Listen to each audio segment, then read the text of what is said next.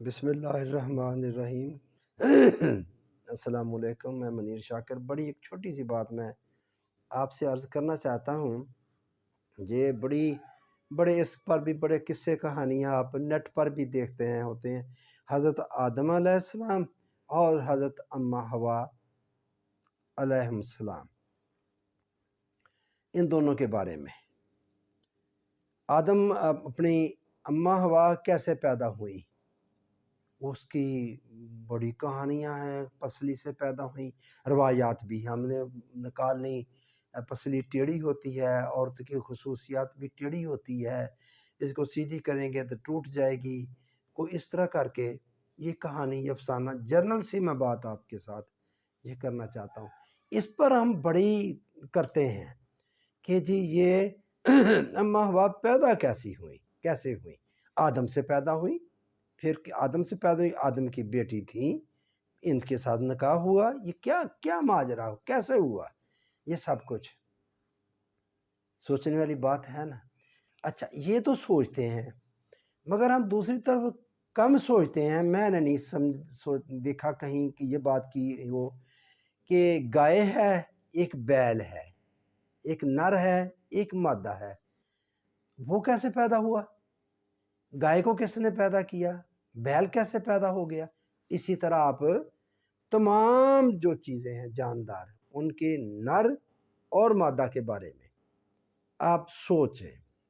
وہ مادہ نر تو ہو گیا، آدم کو پیدا کیا، نر پیدا ہو گیا، چلیں باقی بھی نر پیدا ہو گئے۔ مادائیں جو ہیں وہ کیسے پیدا ہوئیں؟ اماں حوا کیسے پیدا ہوئی؟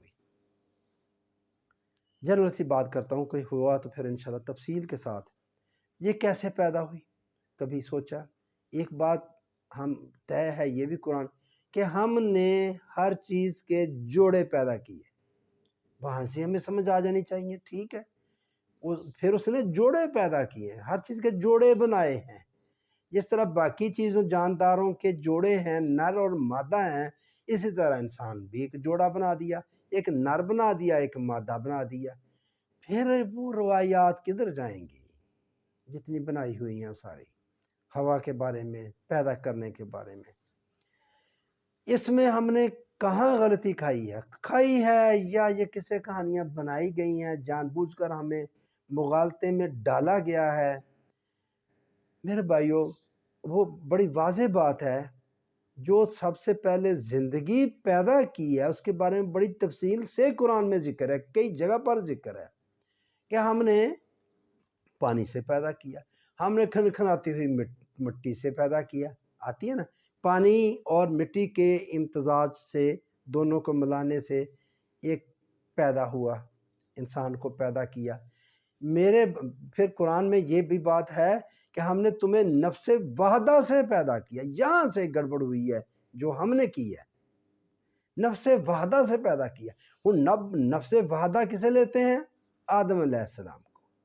آدم جو پہلا بندہ علیہ السلام، یہ بھی معاملہ ذرا سے الگ ہے کہ جی ایک بندے گزرے ہیں ماشاءاللہ، بڑی کہانیاں سنانے والے، بڑے اچھے تھے، بولتے تھے، تو وہ کہتے ہیں ہم تمام انبیاء کرام کی اولاد ہیں۔ ہر ایک اگر پہلا بندہ نبی تھا آدم تو ہم سب انہی کی اولاد ہیں، ہم تو بہت ہی اچھے ہیں، ہم تو نبی کی اولاد ہیں، چلیں سارے ہی بہت اچھے ہو گئے۔ بہرحال بقرہ کی 213 نمبر آیت میں انبیاء کرام کا سلسلہ اس وقت شروع ہوتا ہے کہ جب پہلے انسانوں کا ایک گروہ موجود تھا، لوگ تھے پہلے، اتنے تھے کتنے تھے یہ نہیں مجھے پتا، لیکن ایک گروہ موجود تھا، پھر ان میں اختلاف ہوا، پھر یہ انبیاء کرام کا سلسلہ کتابوں کے ساتھ شروع ہوا۔ لیکن سر دست بات ہو رہی ہے یہ جوڑے بنانے والی اور حضرت حوا کی پیدائش کی۔ تو اللہ فرماتا ہے کہ ہم نے تمہیں نفس واحدہ سے پیدا کیا۔ تو میرے بھائیو، وہ جو کہا جاتا ہے کہ زندگی پیدا کی پانی سے، مٹی سے، ملاب سے، کھنکھناتی مٹی سے، وہ میرے بھائیو لائف سیل ہے، ایک life cell, single life cell, وہ پیدا ہوا سب سے پہلے۔ لائف سیل، لائف انسانی زندگی نہیں کہہ رہا میں، सिर्फ जिंदगी, कीड़े मकोड़े भी, जानवर भी, हत्ता के दरख्त भी, ये नबातात भी, इनमें भी नर मादा हैं।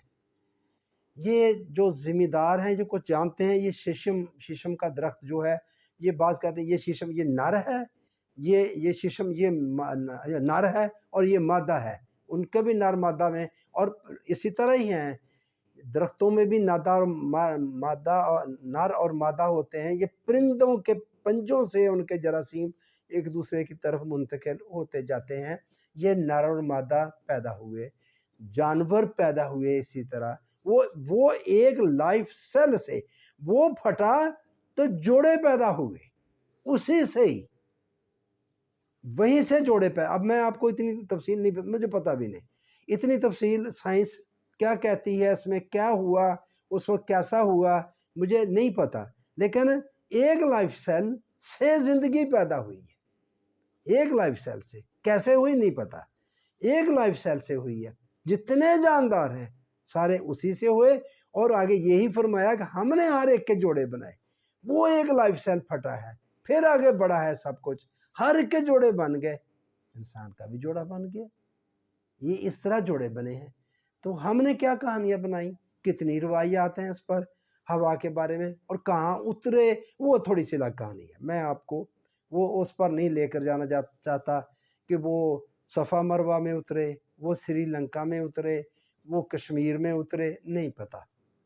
लेकिन हम ये कहते हैं भाई कहाँ उतरना, क्यों उतरना। वो भी हम ऐसा करते हैं कि ऊपर अल्लाह ताला ने शायद सातवें आसमान या अर्श कहाँ वो को बुत बनाया आदम का, उसमें फूंक मारी, वो उठ के बैठ गया, जान आई, फरिश्तों को कहा था सजदा करो, उन्होंने नहीं किया, वो शैतान मरदूद हो गया। अब फरिश्तों ने सब ने सजदा किया, शैतान ने नहीं किया, वो मरदूद हो गया। फिर इनको खाओ पियो जन्नत में, इसका कहना ना मानना, तो वो भी उधर भी फिर रहा था जन्नत में। अगर आदम और हवा जन्नत में खा पी रहे थे, तो वो शैतान भी उधर जन्नत में फिर रहा था, चल फिर रहा था। तो उसने बहरहाल उसको बहका दिया। वो भी कहानियाँ पड़ी हैं, सांप बन के गया, पता नहीं क्या बन के गया, क्या किया। तो फिर वो उनसे जो कहा था कि दरख्त के करीब नहीं जाना, तो फिर वो चले गया। तो फिर उनको ज़मीन पर तारा, कहाँ तारा, ये सफ़ा मरवा में तारा, या श्रीलंका में तारा, या कश्मीर में तारा, ये बात होती है। मेरे भाइयों, मिट्टी से पैदा किया तो मिट्टी तो ज़मीन ही है, इधर से इधर ही पैदा हुए, इधर ही सब कुछ रहा, इधर ही सब कुछ, इधर ही इसकी जन्नत थी आदम की।